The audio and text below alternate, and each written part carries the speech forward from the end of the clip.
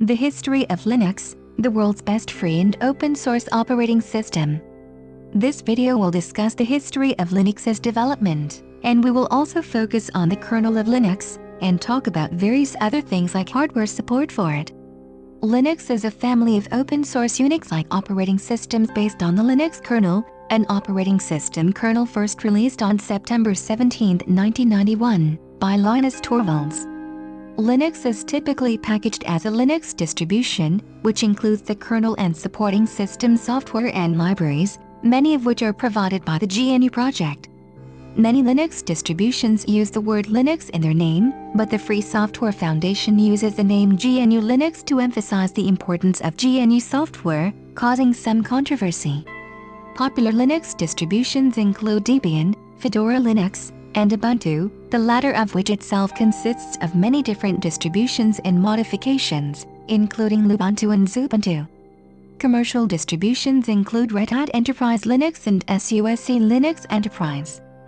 Desktop Linux distributions include a windowing system such as X11 or Wayland, and a desktop environment such as GNOME or KDE Plasma. Distributions intended for servers may omit graphics altogether, or include a solution stack such as LAMP. Because Linux is freely redistributable, anyone may create a distribution for any purpose. Linux was originally developed for personal computers based on the Intel x86 architecture, but has since been ported to more platforms than any other operating system. Because of the dominance of the Linux-based Android on smartphones, Linux, including Android, has the largest installed base of all general-purpose operating systems as of May 2022. Although Linux is, as of November 2022, used by only around 2.6% of desktop computers, the Chromebook, which runs the Linux kernel-based Chrome OS, dominates the US K-12 education market and represents nearly 20% of sub-$300 notebook sales in the US. Linux is the leading operating system on servers. Over 96.4% of the top 1 million web servers operating systems are Linux, leads other big iron systems such as mainframe computers, and is used on all of the world's 500 fastest supercomputers since November 2017, having gradually displaced all competitors. Linux also runs on embedded systems, that is, devices whose operating system is typically built into the firmware and is highly tailored to the system. This includes routers, automation controls, smart home devices, video game consoles, televisions, Samsung and LG smart TVs, automobiles, Tesla, Audi, Mercedes-Benz, Hyundai and Toyota, and spacecraft, Falcon 9 rocket, Dragon crew capsule and the Perseverance rover. Linux is one of the most prominent examples of free and open source software collaboration. The source code may be used, modified and distributed commercially or non-commercially by anyone under the terms of its respective licenses, such as the GNU General Public License, GPL.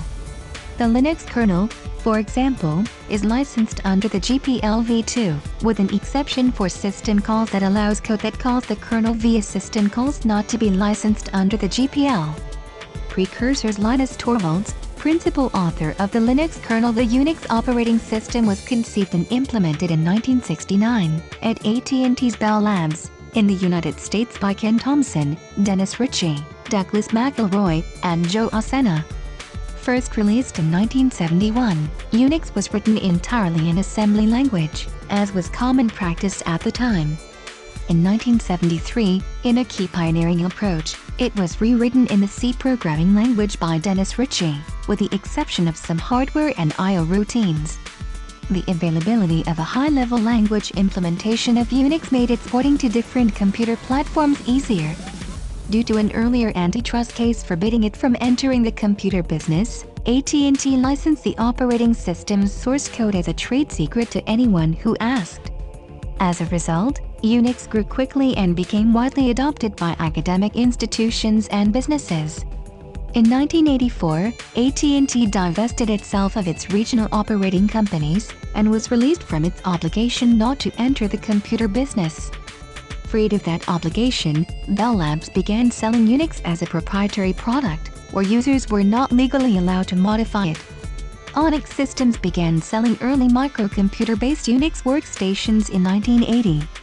Later, Sun Microsystems, founded as a spin-off of a student project at Stanford University, also began selling Unix-based desktop workstations in 1982. While Sun Workstations didn't utilize commodity PC hardware like Linux was later developed for, it represented the first successful commercial attempt at distributing a primarily single-user microcomputer that ran a Unix operating system. With Unix increasingly locked in as a proprietary product, the GNU project, started in 1983 by Richard Stallman, had the goal of creating a complete Unix-compatible software system composed entirely of free software. Work began in 1984. Later, in 1985, Stallman started the Free Software Foundation and wrote the GNU General Public License, GNU GPL, in 1989. By the early 1990s, many of the programs required in an operating system, such as libraries, compilers, text editors, a command line shell, and a windowing system, were completed, although low-level elements such as device drivers, daemons, and the kernel, called GNU Hurd, were stalled and incomplete. Minix was created by Andrew S. Tannenbaum, a computer science professor, and released in 1987 as a minimal Unix-like operating system targeted at students and others who wanted to learn operating system principles. Although the complete source code of Minix was freely available, the licensing terms prevented it from being free software until the licensing changed in April 2000. Although not released until 1992, due to legal complications, development of $386 billion, from which NetBSD, OpenBSD and FreeBSD descended, predated that of Linux. Linus Torvalds has stated on separate occasions that if the GNU kernel or $386 billion had been available at the time, 1991, he probably would not have created Linux. Creation. While attending the University of Helsinki in the fall of 1990, Torvalds enrolled in a Unix course. The course utilized a Microvax mini computer running Ultrix, and one of the required texts was Operating Systems, Design and Implementation by Andrew S. Tannenbaum. This textbook included a copy of Tannenbaum's Minix operating system. It was with this course that Torvalds first became exposed to Unix. In 1991, he became curious about operating systems. Frustrated by the licensing of Minix, which at the time limited it to educational use only, he began to work on his own operating system kernel, which eventually became the Linux kernel. Torvalds began the development of the Linux kernel on Minix, and applications written for Minix were also used on Linux. Later, Linux matured and further Linux kernel development took place on Linux systems. GNU applications also replaced all Minix components, because it was advantageous to use the freely available code from the GNU project with the fledgling operating system.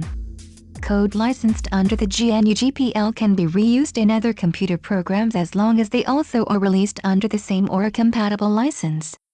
Torvalds initiated a switch from his original license, which prohibited commercial redistribution, to the GNU GPL.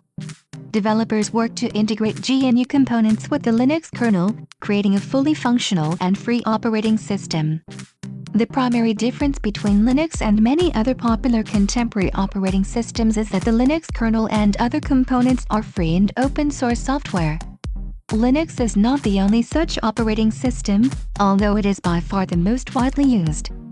Some free and open-source software licenses are based on the principle of copyleft, a kind of reciprocity. Any work derived from a copyleft piece of software must also be copyleft itself. The most common free software license, the GNU General Public License, GPL, is a form of copyleft, and is used for the Linux kernel and many of the components from the GNU project. Linux-based distributions are intended by developers for interoperability with other operating systems and established computing standards. Linux systems adhere to POSIX, SUS, LSB, ISO, and ANSI standards where possible, although to date only one Linux distribution has been POSIX 1 certified, Linux FD.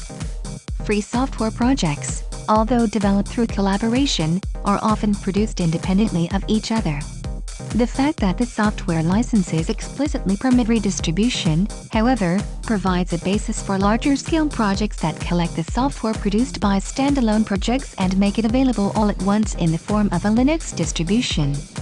Many Linux distributions manage a remote collection of system software and application software packages available for download and installation through a network connection.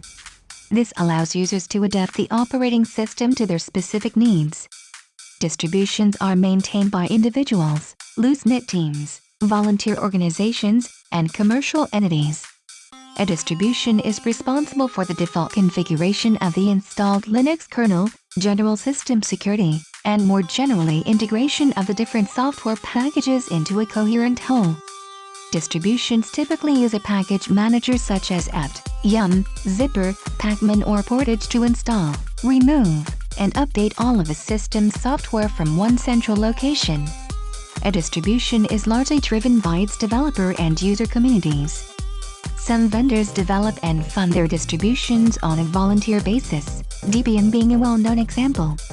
Others maintain a community version of their commercial distributions, as Red Hat does with Fedora, and SUSE does with OpenSUSE. In many cities and regions, local associations known as Linux User Groups, LUGs, seek to promote their preferred distribution and by extension free software.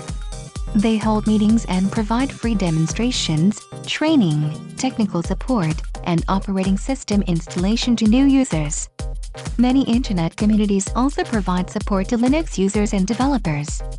Most distributions and free software/open source projects have IRC chatrooms or newsgroups. Online forums are another means for support, with notable examples being linuxquestions.org and the various distribution-specific support and community forums, such as ones for Ubuntu, Fedora, and Gentoo. Linux distributions host mailing lists. Commonly there will be a specific topic such as usage or development for a given list. There are several technology websites with a Linux focus. Print magazines on Linux often bundle cover discs that carry software or even complete Linux distributions. Although Linux distributions are generally available without charge, several large corporations sell, support, and contribute to the development of the components of the system and the free software.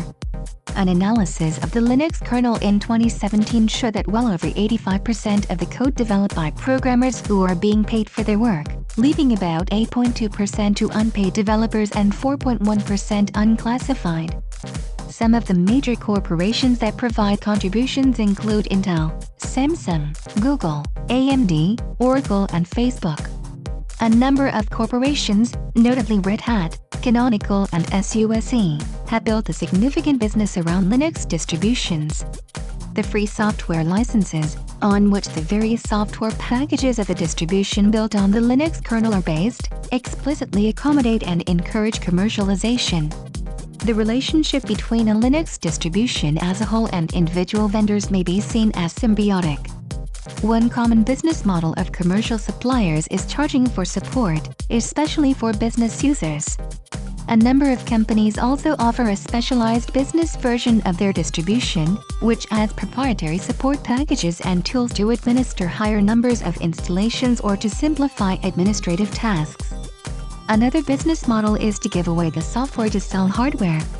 This used to be the norm in the computer industry, with operating systems such as CP/M, Apple DOS and versions of Mac OS prior to 7.6 freely copyable, but not modifiable. As computer hardware standardized throughout the 1980s, it became more difficult for hardware manufacturers to profit from this tactic, as the OS would run on any manufacturer's computer that shared the same architecture. Programming on Linux systems. Most programming languages support Linux either directly or through third-party community-based ports. The original development tools used for building both Linux applications and operating system programs are found within the GNU toolchain, which includes the GNU Compiler Collection, GCC, and the GNU Build System. Amongst others, GCC provides compilers for Ada, C, C++, Go, and Fortran. Many programming languages have a cross-platform reference implementation that supports Linux, for example PHP, Perl, Ruby, Python, Java, Go, Rust, and Haskell. First released in 2003, the LLVM project provides an alternative cross-platform open-source compiler for many languages. Proprietary compilers for Linux include the Intel C++ compiler, Sun Studio, and IBM Excel C++ compiler. BASIC in the form of Visual Basic is supported in such forms as Gambas, FreeBasic, and XBASIC, and in terms of terminal programming or Quick Basic or Turbo Basic programming in the form of QB64. A common feature of Unix-like systems, Linux includes traditional specific-purpose programming languages targeted at scripting, text processing and system configuration and management in general. Linux distributions support shell scripts, awk, set and make. Many programs also have an embedded programming language to support configuring or programming themselves. For example, regular expressions are supported in programs like grep and locate. The traditional Unix MTA sendmail contains its own Turing complete scripting system, and the advanced text editor GNU/Emacs is built around a general-purpose Lisp interpreter. Most distributions also include support for PHP, Perl, Ruby, Python and other dynamic languages. While not as common, Linux also supports C, Viamano, Vala, and Scheme. Guile Schemax as an extension language targeting the GNU system utilities, seeking to make the conventionally small, static, compiled C programs of Unix design rapidly and dynamically extensible via an elegant, functional high-level scripting system. Many GNU programs can be compiled with optional Guile bindings to this end. A number of Java virtual machines and development kits run on Linux, including the original Sun Microsystems JVM, Hotspot, and IBM's J2SE, as well as many open-source projects like Half and JavaScript. GNOME and KDE are popular desktop environments and provide a framework for developing applications. These projects are based on the GTK and Qt widget toolkits, respectively, which can also be used independently of the larger framework. Both support a wide variety of languages. There are a number of integrated development environments available including Angeda, CodeBlocks, CodeLite, Eclipse, Genie, ActiveState Komodo, Develop, Lazarus, MonoDevelop, NetBeans, and Qt Creator, while the long-established editors Vim, Nino and Emacs remain popular. Hardware support for Linux. The Linux kernel is a widely ported operating system kernel, available for devices ranging from mobile phones to supercomputers. It runs on a highly diverse range of computer architectures, including the handheld ARM-based iPAC and the IBM mainframe System Z9 or System Z10. Specialized distributions and kernel forks exist for less mainstream architectures. For example, the Elks kernel fork can run on Intel 8086 or Intel 80286 16-bit microprocessors, while the MicroClinix kernel fork may run on systems without a memory management unit. The kernel also runs on architectures that were only ever intended to use a manufacturer-created operating system, such as Macintosh computers, with PowerPC, Intel, and Apple Silicon processors, PDAs, video game consoles, portable music players, and mobile phones. Linux has a reputation of supporting old hardware very well by maintaining standardized drivers for a long time. There are several industry associations and hardware conferences devoted to maintaining and improving support for diverse hardware under Linux, such as Freedom HEC. Over time, support for different hardware has improved in Linux, resulting in any off-the-shelf purchase having a good chance of being compatible. In 2014, a new initiative was launched to automatically collect a database of all tested hardware configurations. Many open-source developers agree that the Linux kernel was not designed but rather evolved through natural selection. Torvalds considers that although the design of Unix served as a scaffolding, Linux grew with a lot of mutations, and because the mutations were less than random, they were faster and more directed than alpha particles and DNA. Eric S. Raymond considers Linux's revolutionary aspects to be social, not technical. Before Linux, complex software was designed carefully by small groups, but Linux evolved in a completely different way. From nearly the beginning, it was rather casually hacked on by huge numbers of volunteers coordinating only through the internet. Quality was maintained not by rigid standards or autocracy but by the naively simple strategy of releasing every week and getting feedback from hundreds of users within days, creating a sort of rapid Darwinian selection on the mutations introduced by developers. Brian Cantrell, an engineer of a competing OS, agrees that Linux wasn't designed, it evolved, but considers this to be a limitation, proposing that some features, especially those related to security, cannot be evolved into. This is not a biological system at the end of the day, it's a software system. A Linux-based system is a modular Unix-like operating system, deriving much of its basic design from principles established in Unix during the 1970s and 1980s.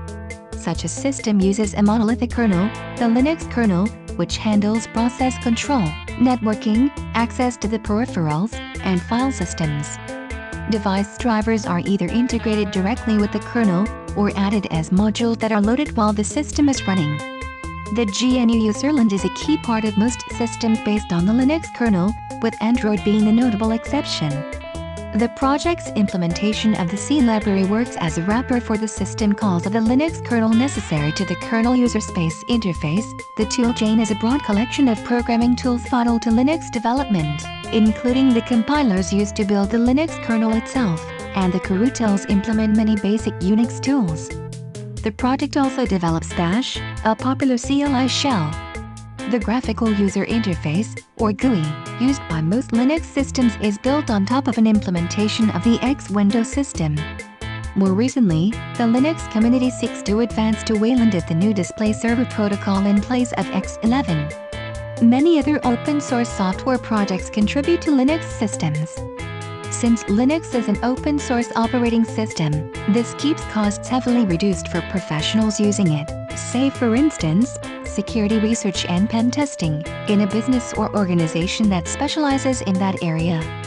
Linux also does not have any vendor lock-in whatsoever, because Windows and Mac OS are not open-source OSs, thus letting them have control of forcing vendors to sell a copy of their operating system on name-brand machines, although Apple exclusively only ships Mac OS with their Mac computers, whereas Microsoft has every well-known manufacturer right up their alley. But with Linux, anyone can put any distro onto just about any PC or laptop, and unlike Windows where a product key is required, Linux lets you keep it for life, no costs installing it or using it whatsoever.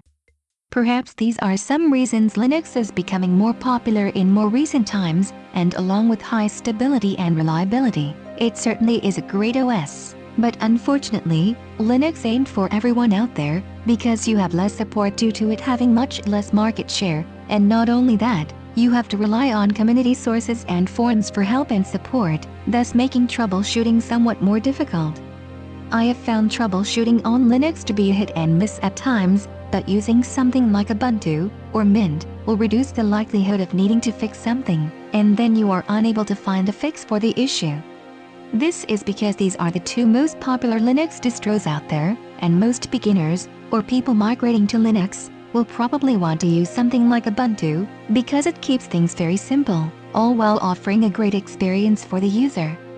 Even though Ubuntu has gotten lots of controversy regarding privacy and other things, it still is nowhere near as bad as Microsoft forcing you to use a Microsoft account on both Windows 10 and Windows 11, 11 being way more aggressive with pushing out updates, not letting its users have any privacy whatsoever, etc. Yes, this does generate lots of profit for a company like Microsoft, but the fact is, it leaves us users with little to no freedom, and the same can be said with Mac users, in the sense that Apple keeps you locked into their ecosystem, much like Microsoft. Although with Windows-based machines, it is not hard to install Linux either alongside or instead of Windows, because you can usually do a dual boot, but this is often dangerous, because both Windows and Linux will conflict on the one hard drive, and if Windows updates mess something up, or your Linux install becomes corrupted somehow, you will be prevented from using both systems, thus forcing you to reinstall Windows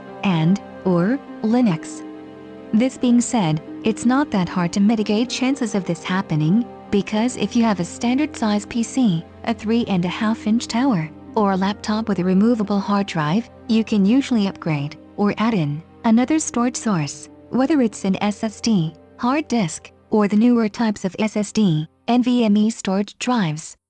I do not like SSDs, however, because even though they're lightning fast and use less power than a hard drive, the longevity suffers because solid-state drives only have a finite amount of read-write cycles before the storage eventually fails, whereas a hard disk, the spinning type, will last for many years, sometimes even as long as 15 to 20 years. Okay, thank you so much for watching this video. I hope you enjoyed this video. Bye for now.